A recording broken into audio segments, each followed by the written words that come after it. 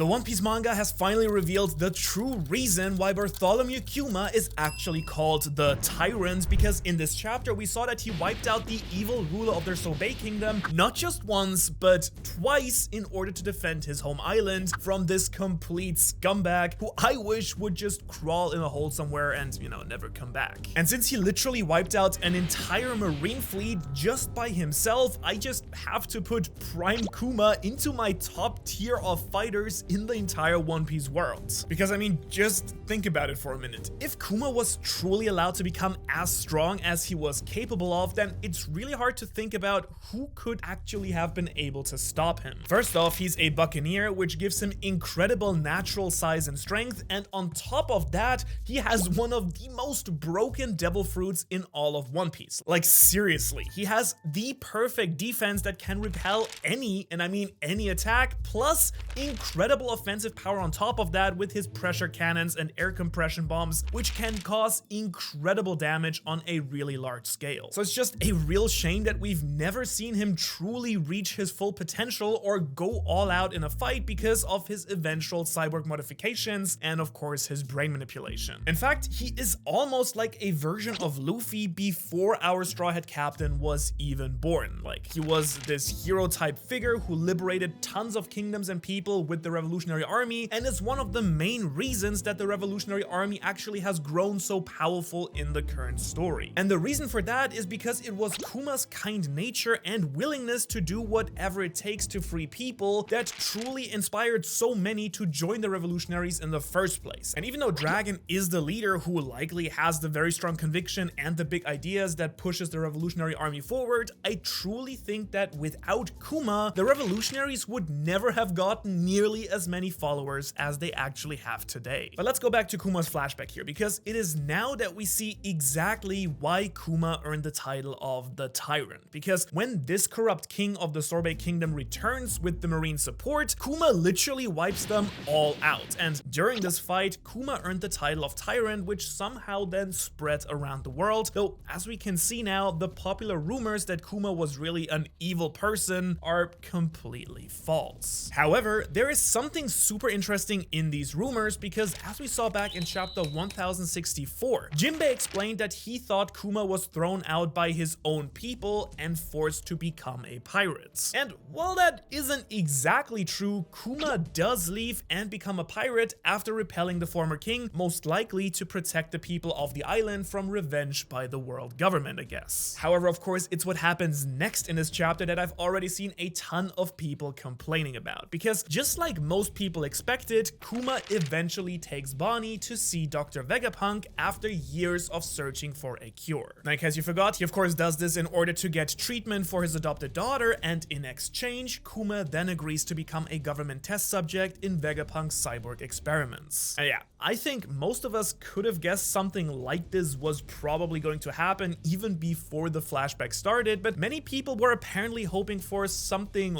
way crazier and are not satisfied with how this all played out. And we'll talk more about some interesting details from this section in just a moment, but first I just have to point out here for a second that one of Oda's favorite tools to do to create incredible narrative payoff is to give us something that we all expected and then follow it up with something that will completely blow our minds. Don't believe me? Well, here are a few examples. Number one, during the Skypiea arc, it is pretty much a guarantee that once we learned about the Sky Islands, that we would eventually go there. But the big twist here was, of course, that once the Straw Hats got there, they learned that the Golden City that this guy had been searching for had actually been sent up to the sky from the ocean 400 years ago. Or number two, here at Sabaody, once they made Luffy promise to not get involved with a celestial dragon, you just knew that eventually something big was going to go down, and boy, did it. But the big twist at the end of this conflict was that the Straw Hats were completely annihilated and separated, which almost no one saw coming. Or if you want an example from a flashback, let's take Law's backstory from Dressrosa. Like, we all knew going into that flashback that Law was eventually going to eat the Ope Ope no Mi.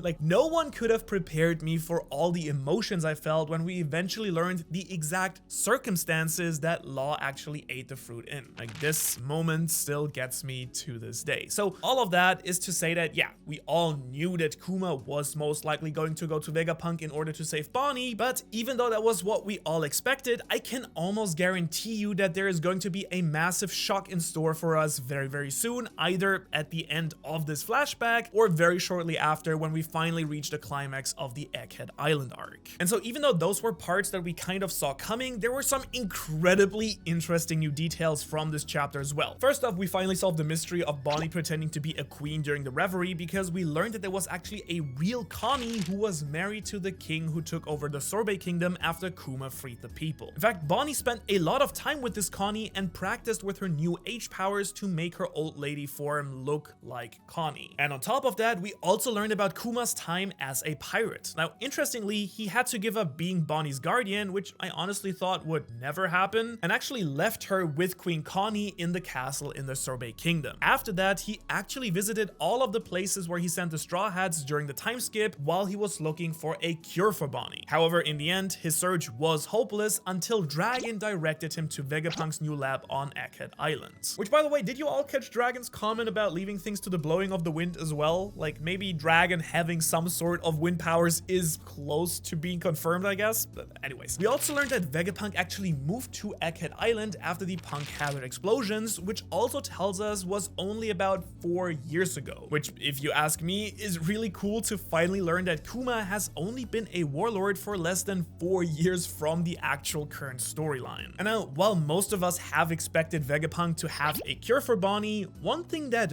really stood out to me here was that Vegapunk did heal Bonnie, but he absolutely did not do that for free. Like, shouldn't Vegapunk, who was once friends with the Revolutionary Army's leader, want to heal Kuma's kid as a favor?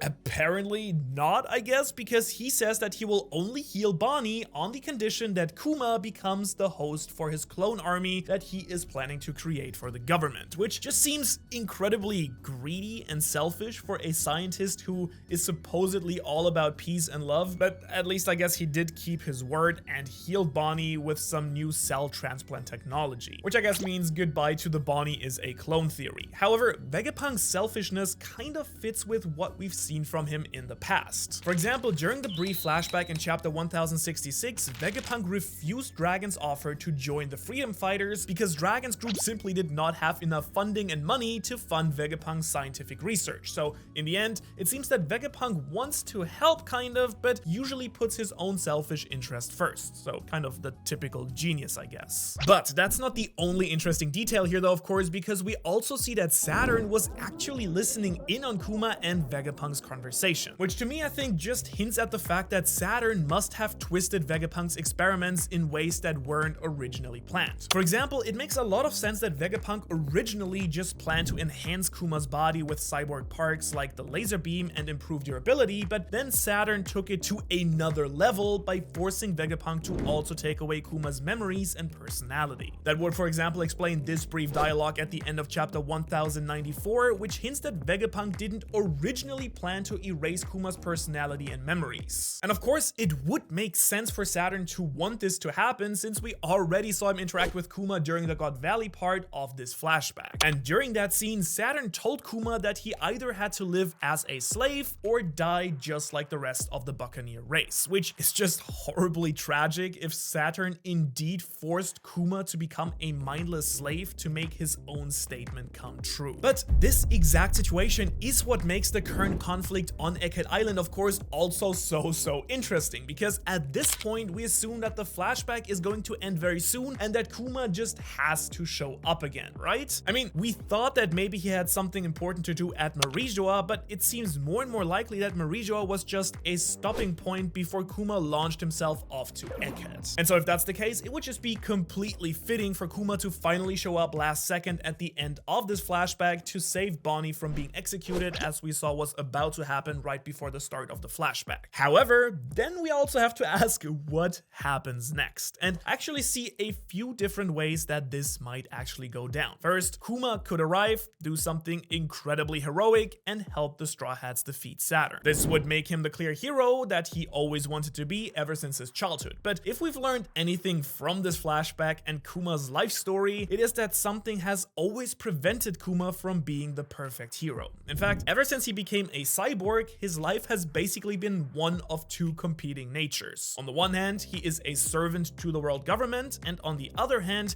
he wants nothing more than protect his friends and family. I think this is perfectly shown during Kuma's conversation with the shadowy warlord Gecko Moria, where he comes to deliver information from the government, but still asks Moria his famous question of where he would go on vacation. Because to me that shows that, yeah, he has to follow orders from the government, but he's always also kept that spark of his daughter inside of him, since that question of asking where would you go on vacation originally came from asking Bonnie, as we now know. And although we've recently seen Kuma rescued by the revolutionaries, he still wasn't back to his normal self. So all of that is to say, I just don't expect Kuma to show up and save his daughter without having to struggle at all against his programming to serve the world government, since that would go against the character that we have been shown so far. And so you might be wondering now, if Kuma isn't going to just show up and end up being the hero, then what do I think will happen instead? Well, one theory I've seen floating around a lot is that Kuma will just show up, push out Luffy's pain, or maybe his own pain, and deliver it to Saturn like one giant spirit bomb of pain. Which honestly, it would be insanely cool to see all of the pain caused by this evil person being sent right back at him. However, this once again kind of ignores the fact that Kuma is a servant and slave to the government, and as much as I really want him to just fight straight up against Saturn, I really have a hard time believing it will be just that simple. So another option is that Kuma does one last desperate act of free will and then is basically a slave again. For example, we've already seen an example of this when he stayed during the entire time skip to protect the 𝙻𝚎𝚐𝚐𝚐𝚘, but after that he became 100% a government slave. And to show us just how tragic and real that was, the next time that we saw Kuma was in 𝚻𝚎𝚐𝚐𝚗𝚍 being ridden like a horse by the world nobles. And so if he's going to have one last act of free will here, then I could imagine that he would once again be a complete government slave afterwards, which might mean that he has to follow Saint Saturn's orders